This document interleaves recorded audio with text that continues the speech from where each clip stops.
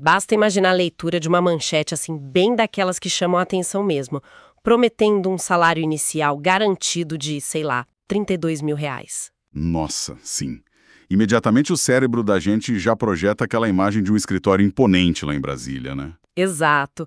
Ou um cargo de altíssimo escalão no coração do Poder Federal, quem sabe uma daquelas posições corporativas no topo de um arranha-céu em São Paulo. Existe meio que essa expectativa de que as maiores recompensas financeiras estão, por definição, nos lugares mais óbvios. Esse é o nosso viés de confirmação geográfico e hierárquico operando a todo vapor. Aham. Porque, historicamente, o topo da pirâmide salarial no Brasil sempre esteve atrelado aos grandes centros de poder. Só que isso cria um ponto cego imenso, sabe? Principalmente para qualquer pessoa que esteja tentando entender a atual dinâmica de contratações do Estado brasileiro. E é exatamente para iluminar esse ponto cego que o nosso mergulho profundo de hoje existe. Nós estamos com o radar oficial de editais abertos no Brasil de hoje, 30 de março de 2026, em cima da mesa. Um documento bem denso, por sinal. Muito denso. E a nossa missão não é simplesmente ler uma lista telefônica de municípios e salários, porque, convenhamos, isso não ajuda ninguém. O objetivo é decifrar o que essa avalanche de concursos revela sobre a engenharia da máquina pública hoje. Com certeza. Só que, para começar, nós precisamos resolver o mistério dessa manchete chamativa. O texto original grita lá no topo, bem em destaque, concursos abertos, milhares de vagas e inicial até R$ 32.000. É uma isca perfeita. Exato. Mas aí entra a nossa investigação. Certo, vamos desvendar isso. Porque ao cruzar os dados e vasculhar a lista inteira do documento base, tipo linha por linha mesmo, a conta não fecha. Não fecha de jeito nenhum. Pois é, o maior salário nominal declarado que aparece no texto é o do Tribunal de Contas do Estado de Santa Catarina, o TCE-SC, batendo quase R$ 19.000, mais especificamente R$ 18.984. Sim, que já é um valor altíssimo, mas... Mas não é R$ 32.000. E logo atrás desse a gente vê o Conselho Federal de Biomedicina, chegando ali a R$ 15.000. Então a matemática simplesmente não bate. Onde é que estão esses R$ 32.000? É apenas um gatilho de marketing para gerar cliques? Ou existe, sei lá, uma matemática oculta que o candidato comum não está vendo? O que é fascinante aqui é que existe de fato uma matemática oculta. Então não é só mentira da manchete? Não, não é mentira.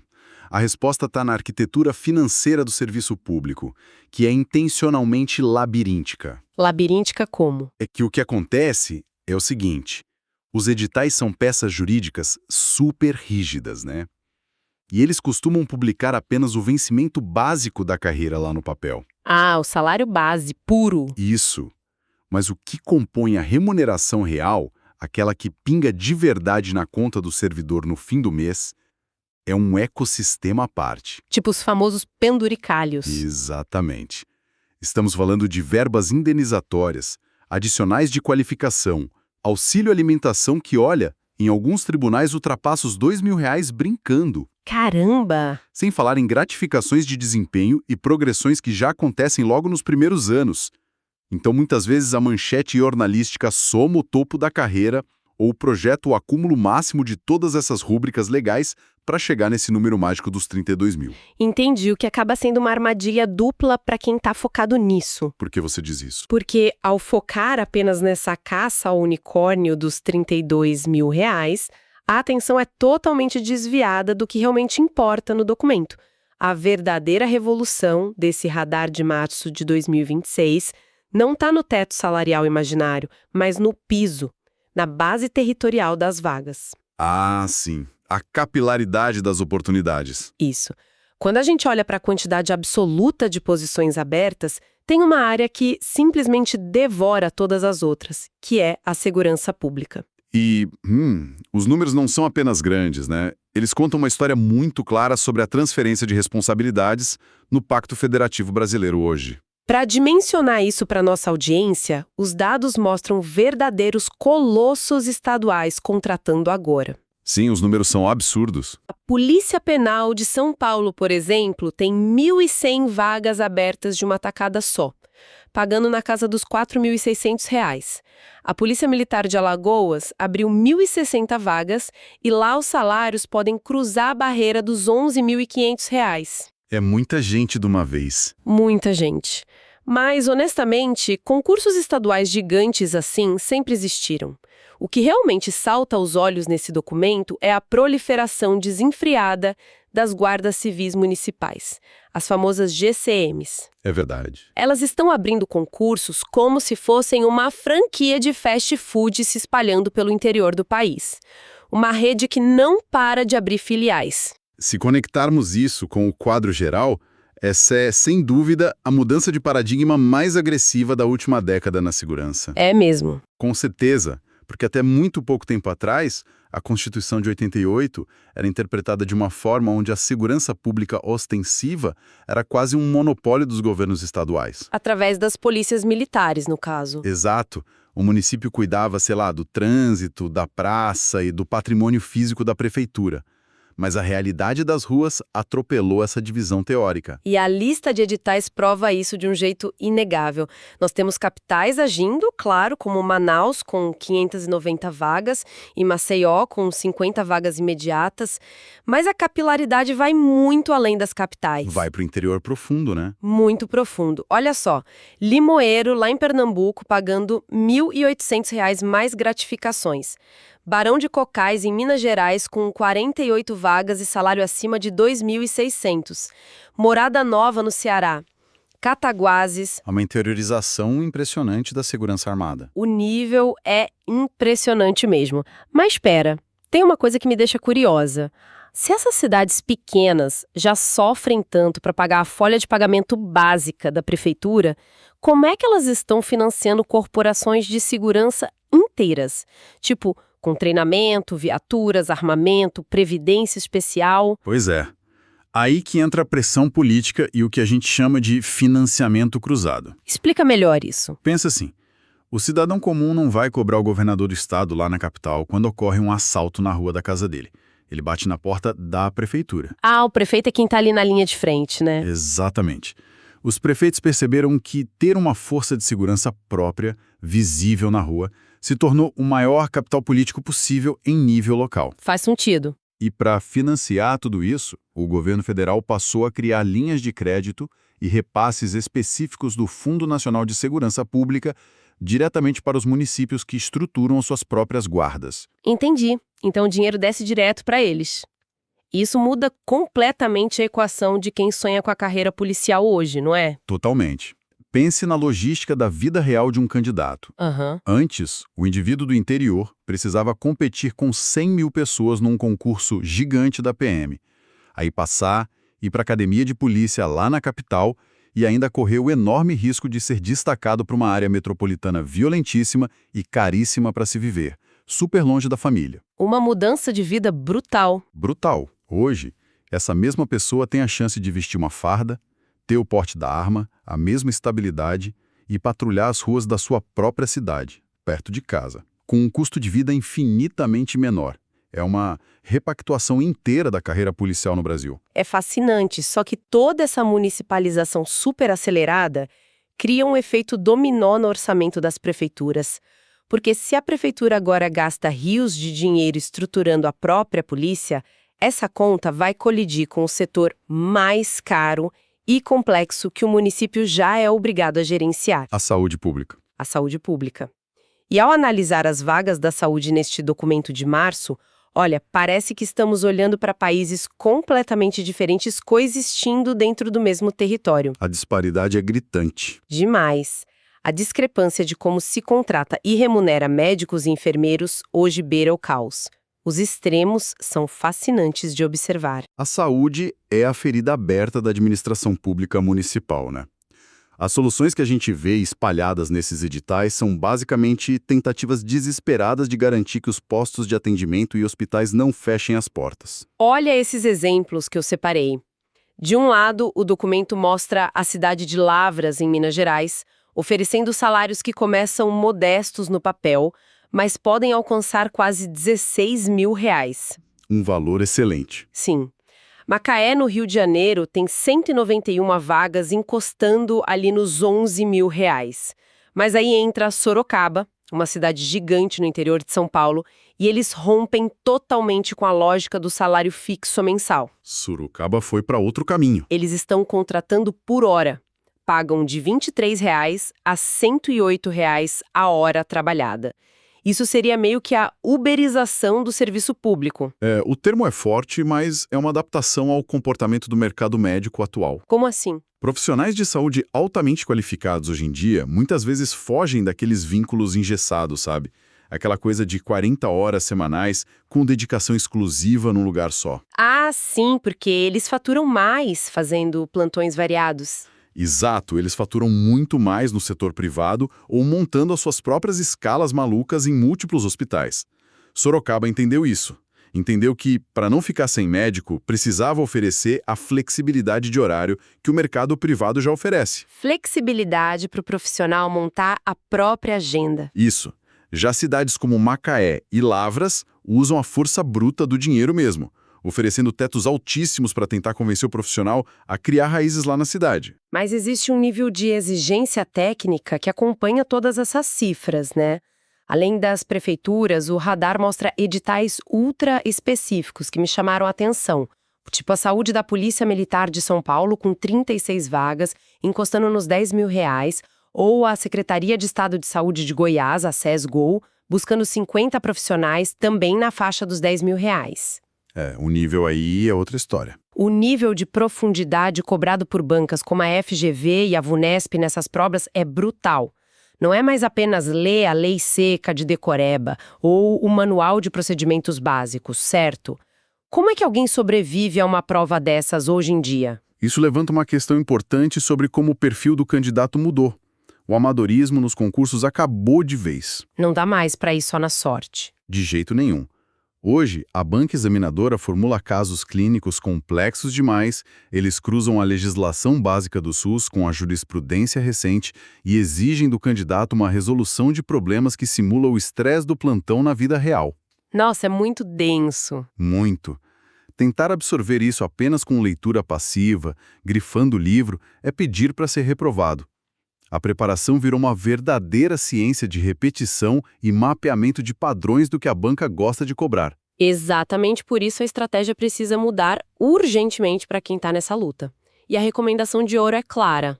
Se você é estudante e quer se preparar de verdade, entra agora em medicob.com.br, baixa o app e aproveita o maior banco de questões do Brasil, com provas anteriores de todas as instituições, questões comentadas, resumos práticos, aulas completas e flashcards prontos para revisar onde quiser. Sem dúvida. É a diferença entre tentar adivinhar o que vai cair lá na hora e já ter dissecado o cérebro da banca examinadora antes mesmo de sentar na cadeira da prova, né? Perfeito. O domínio prático das questões anteriores é basicamente a única vacina que existe contra as pegadinhas dessas grandes bancas. Com certeza. Agora, tem um ponto que a gente precisa tocar. Enquanto o holofote principal da mídia, e também a concorrência esmagadora, fica travado nessas carreiras gigantes de saúde, ou nos tribunais federais e polícias estaduais, existe um movimento extremamente silencioso ocorrendo bem no fundo desse nosso documento de hoje. As oportunidades escondidas à plena vista. Exatamente. Porque a lógica é simples. Se a saúde e a segurança estão consumindo dinheiro dos municípios numa velocidade assustadora, de onde vem a arrecadação para sustentar essa conta toda? Alguém tem que pagar a conta. Exato. Ela vem dos fiscos municipais e das fortes estruturas legislativas locais. E é aqui, no meio dessas vagas menos óbvias, que os candidatos que gostam de analisar friamente a relação candidato-vaga e o custo-benefício encontram as verdadeiras minas de ouro. E são carreiras que dificilmente estampam as capas dos panfletos de cursinhos preparatórios. Quase nunca. Mas que, no fim das contas, oferecem uma qualidade de vida muitas vezes superior à de, por exemplo, um auditor federal que acaba alotado numa fronteira inóspita do país, longe de tudo. Verdade. Vamos falar das câmaras municipais, então? A quantidade de editais abertos para o legislativo local nesse documento é de cair o queixo. São muitos mesmo. Só para citar alguns, Mongaguá, no litoral de São Paulo, tem vagas batendo mais de R$ 7.200. Temos editais em Peixoto Azevedo, no Mato Grosso, Domingos Martins, lá no Espírito Santo, Lamin, em Minas Gerais, e aí nos deparamos com o maior ponto fora da curva de todo o radar. Aqui é onde a coisa fica realmente interessante. Ah, eu sei de qual cidade você vai falar. A cidade de Senador Canedo, em Goiás. O caso de Senador Canedo é um estudo de caso perfeito sobre crescimento econômico e expansão da máquina pública. Impressionante. Gente, a impressão que dá olhando o edital é que a prefeitura decidiu construir uma nova cidade da noite para o dia. Eles têm concursos abertos simultaneamente em 3 frentes maciças. Tudo ao mesmo tempo. Tudo. A Câmara Municipal está oferecendo salários de quase R$12 mil. Ao mesmo tempo, eles lançaram o edital da área da saúde com 264 vagas diretas e quase 800 em cadastro de reserva. Um volume gigantesco para o interior. E para financiar isso tudo, abriram vagas para a área fiscal, o famoso ISS de Senador Canedo, pagando quase R$10 mil. Mas espera, a matemática volta a incomodar um pouco aqui no nosso mergulho. Como assim? Como que uma cidade que a maioria das pessoas nem sabe apontar direito no mapa do Brasil consegue pagar R$12 mil de salário inicial para um servidor da Câmara Municipal? É uma excelente pergunta. E para entender Senador Canedo, é preciso entender a mecânica do ISS, o Imposto sobre Serviços. Tá, e como funciona isso na prática? É que, diferente do ICMS, que é aquele imposto que fica com o governo do estado, o ISS vai direto e reto para o cofre do prefeito. E Senador Canedo fica ali na região metropolitana de Goiânia e abriga um polo petroquímico e logístico gigantesco. Ah, entendi. Tem muita indústria e serviço pesado lá. Exato. Quando grandes empresas de serviços de logística se instalam no município estrategicamente posicionado assim, a arrecadação local de ISS simplesmente explode. A prefeitura enriquece muito rapidamente. Faz todo sentido. Mas e a Câmara Municipal entra onde nessa riqueza? É aí que está o pulo do gato. A Câmara de Vereadores tem um orçamento que é definido por um percentual constitucional da receita total do município. Então, se o município fica rico com o ISS, a Câmara automaticamente passa a ter um cofre muito mais polpudo. Nossa! O que permite pagar salários iniciais de R$12 mil tranquilamente. É um fenômeno de pura alocação geográfica e econômica, então. Que loucura! E eles não estão sozinhos nisso, né? O documento também lista o ISS de Angra dos Reis, no Rio de Janeiro, com todo aquele poder da arrecadação de royalties do petróleo. Exatamente. E o ISS de Franco da Rocha, em São Paulo, com salários passando dos R$6 mil. Mas, mudando rápido de assunto, existe um detalhe técnico no documento de Senador Canedo, que se repete em vários outros municípios dessa lista e que costuma causar muita, mas muita confusão em quem está começando. Qual o detalhe? As centenas de vagas em cadastro de reserva.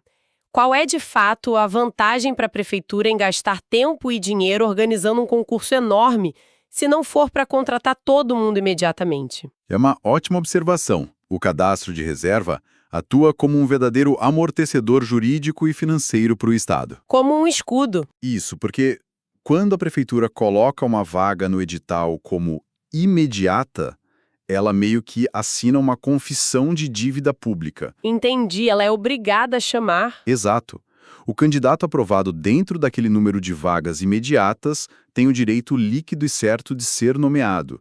E a prefeitura é obrigada a ter o dinheiro exato alocado no orçamento daquele ano para pagar esse salário. Não tem margem de manobra. Nenhuma. Já o cadastro de reserva cria um banco de talentos pré-aprovado que fica válido por até 4 anos.